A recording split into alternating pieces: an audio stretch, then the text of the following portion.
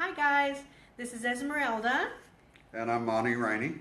and I am here today at Trinity Title. They've been most gracious to let us borrow their room again, and we're at REI Leverage. And for you guys that are watching the show for the first time, please feel free to like it and share it. And if you have any questions, always feel free to put your questions at the bottom of the comments below, and we'll be more than happy to answer them. Okay? With that, we're going to go ahead and get started. Today's topic is about feasibility studies, okay? And not everybody out there knows what feasibility studies are. So I'd like to go ahead and let Monty get started with his background. And what is a feasibility study? So you want to let us know? Esmeralda, yes. Any type of development that you're looking at doing, whether it be self-storage, which is what I specialize in, or an apartment complex, or a triple net lease space, or anything like that, you want to know before you ever purchase the land, is this going to be a wise development decision for this piece of property? If you already own the land, then you really need to know the same things, but especially if you're looking at purchasing a piece of land, before you buy that property and make that investment, let's make sure that you can use it for what you think you're going to be able to use it for. Okay. So a feasibility study looks at a number of different things. It's going to look at what the demand for the type business that you're putting in there, or what that demand is going to be. Ultimately, it's going to be a full portfolio that you can then take to a lender and say, this is what I want to do with this property. This is what I believe my construction costs are going to be. This is going to be my return on investment, and the whole thing. So you have a pretty good idea when you sit down with your lender to say, okay, this is how much money I need. What can you do for me? So, okay. And most lenders are actually going to require that you do have the study done before they're going to loan anything on. Okay, so for the people out there who don't know, you have to get the property under contract first, Yes. and then they would contact you, and then they would contact the lender, because you have to have the feasibility study when you sit down and talk to the lender. Correct. Wow, that's kind of tough. So Well, it all has to happen at the same time. Right. It's all part of the process. Okay. Yeah. So do you do feasibility studies here in Texas, or? One of the nice things about technology today, Esmeralda, is we can do a feasibility study for anywhere in the country. I've done feasibility studies in California, Kansas, North Carolina, all over. But okay. predominantly, I do work just here in Texas. That's where most of my contacts are. That's where most everyone knows me. So you don't necessarily have to drive out to the site? It can be helpful at times, okay. just to put eyes on a piece of property and kind of see a little better idea of the layout of things, but it's not critical. Okay. My next question is, what does a feasibility study entail? Because for a lot of people out there, what does it? That is a great question. Most of the companies that do feasibility, in fact, all companies that I know of that do feasibility studies, when you hire them, you're going to get a full package, and it's going to be everything from the very first step of looking at the property all the way through providing you with a pro forma budget. Okay. I think, from my standpoint, I'm looking at the investor and I'm thinking, okay, I'm here to build a relationship with this person. So I take a little bit different approach. I don't want to waste this person's money. There's no reason for you to be paying me to spend my time putting together construction cost, a pro forma budget, and all that until we determine for certain that that's the kind of project that you want to build. Okay. So I break my feasibility studies down into two different sections. Phase one, we look at the demographics. We look at what the projections are for that area. We look at what's already in the market, what your competition is going to be. I actually go in and get measurements, capture the square footage of all available self-storage within a market. Okay. And then that's going to tell me what the ratio of square footage per capita is going to be. And of course the markets vary a little bit. And in most urban markets here in Texas, we're seeing that most markets will support anywhere between 14 and 18 square feet per capita. Okay. Now, of course, in a more rural market, that number's going to decrease some. But that's kind of the metric that we use to go by. So we want to look at that first and determine, is this market going to support self-storage? And if so, how much? I mean, you don't want to go in and build a 100,000 square foot facility if we find that the market's only going to support, a property that's half that size. Okay. Well, that's good to know. So it does demographics, population growth, and how big of your unit do you need in that area, or you can build in that area. Right, and of course we look at other things, you know, like visibility and traffic flow and all of these the economic metrics. I was going to ask you about the traffic flow. Traffic flow is of course it's important as in any business, but thanks to these guys anymore, our smartphones, it's becoming less and less important. You don't have to be as visible today as you did 10 years ago. Okay. We're finding in many markets, we're finding upwards of 80% of the people who come into our office found us on their smartphone. So that's a very good point that he just said, because for you investors out there, you can buy a property that's off the road, not necessarily, it doesn't have to necessarily be seen from the road, but it can be off you know, a couple blocks away, right? Right. And don't get me wrong, you know, interstate frontage is great. Major highway frontage is great. But it costs more money. But it costs more money, you know. And if you're looking at, you know, I can go 2 blocks off of this main thoroughfare and get land for 30% of the cost of what the frontage is going to cost me. Might be something to consider.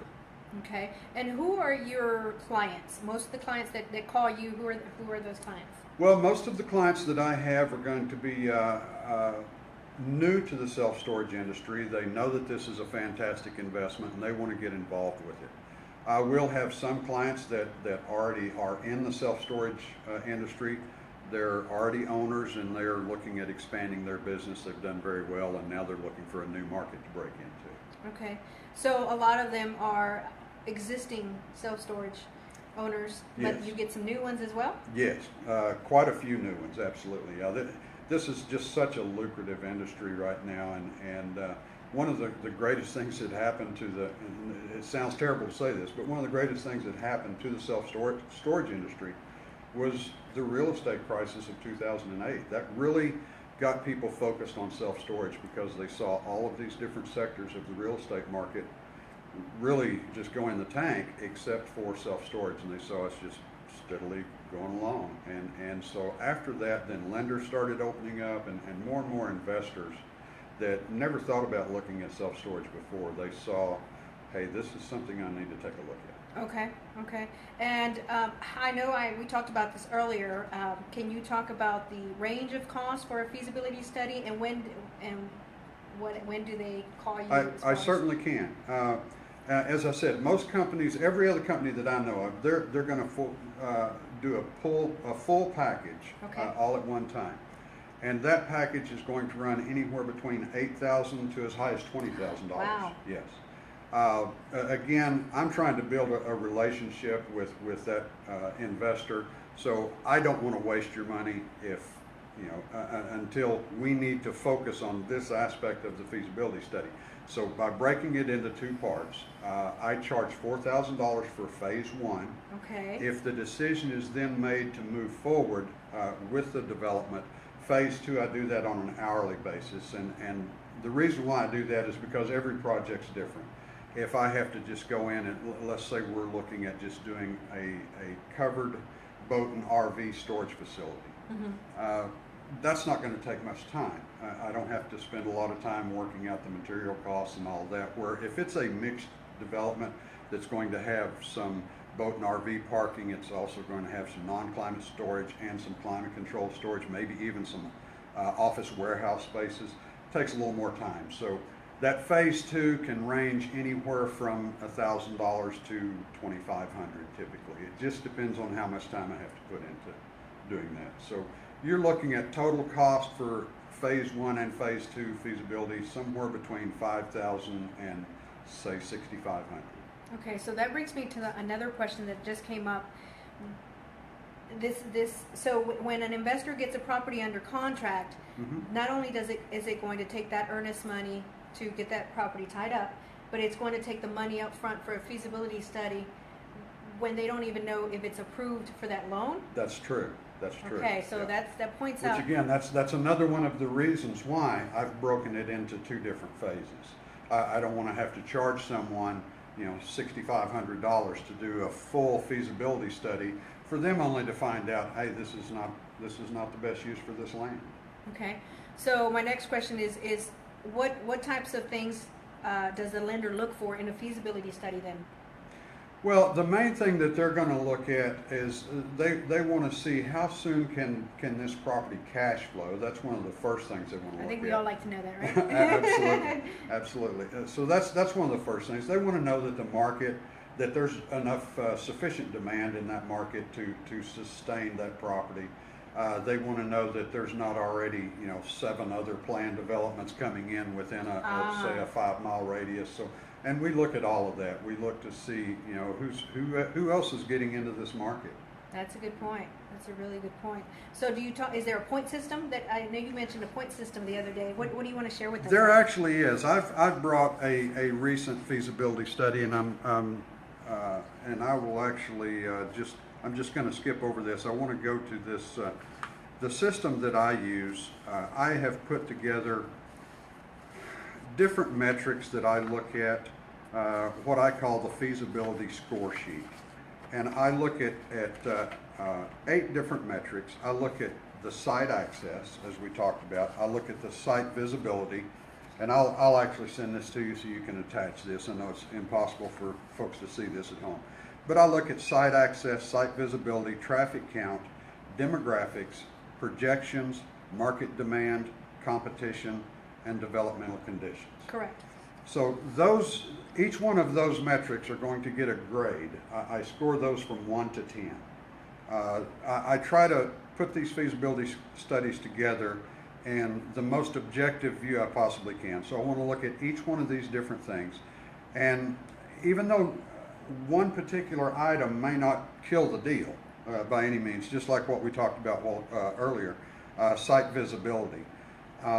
A few years ago, if I were doing a feasibility study, I would want to see that number be a minimum of a 6. Okay. Well, today it's not as important as it was a few years ago. So if all of the other metrics look very strong, they're all 7 or 8s or even 9s, but your site visibility is, say, a 4. Well, that doesn't necessarily kill the project. That just means the approach that you're going to take if you do decide to develop it is going to need to be a little bit different. You want to definitely put a very strong emphasis on bringing in a good web developer that understands SEO techniques and is going to optimize your website so that people can find you easily. Mm-hmm. Okay. So, but each of these things, we give them a grade, and typically, well, this particular feasibility study that I did, this project held a total score of 57 with an average score of 7.1. It's an outstanding opportunity. So any time that we see a total score that is above 50 and it has no individual scores at 4 or below, we consider that a strong development opportunity. Okay. Okay. Well, that's good. And how long does it take you to do some of these feasibility studies? Well, unfortunately, I don't do this for a living. My primary function is third-party management, so most of the feasibility study work that I do actually ends up evenings and weekends. So sometimes it takes me a while, but I usually, if I don't have things already on the books, I can get a feasibility study done typically in 2 to 3 weeks. Okay. Okay. Anything else you want to add to that report? No, not really. Like I say, I will send you a copy of one, and so you can attach to this file if folks want to look at it, just to get a little better idea. Shade out your clients. Sure, certainly. We'll redact the actual investor in this particular project. Okay, so as he mentioned earlier, Monty also does third-party management of self-storage facilities. So that's another topic that I'd like to bring him back for. But that's what he does full-time, and he's now an investor as well, right? That is correct. We just can't talk about those deals, but he's also an investor in self-storage, and it seems to be very well. So it's going very well. It's slow, of course, as always with any acquisition or development. It always seems to take longer than you anticipated. You want to tell him how to reach you? Certainly. Again, Monty Rainey. I'm with RPM Storage Management. My website is rpmstoragemanagement.com, or you can reach me personally through my email, rpmstoragemanagement@outlook.com, or you may phone me at any time, 830-832-9496. Okay. I'd love to hear from you. Thank you so much, Esmeralda. Thank you so much, guys, for watching. Again, if you have any further questions, you can always get a hold of Monty, or you can give me a call, but put your questions in the comments, or you can just call him directly. We're here to help. Thank you so much. Bye-bye. Thank you.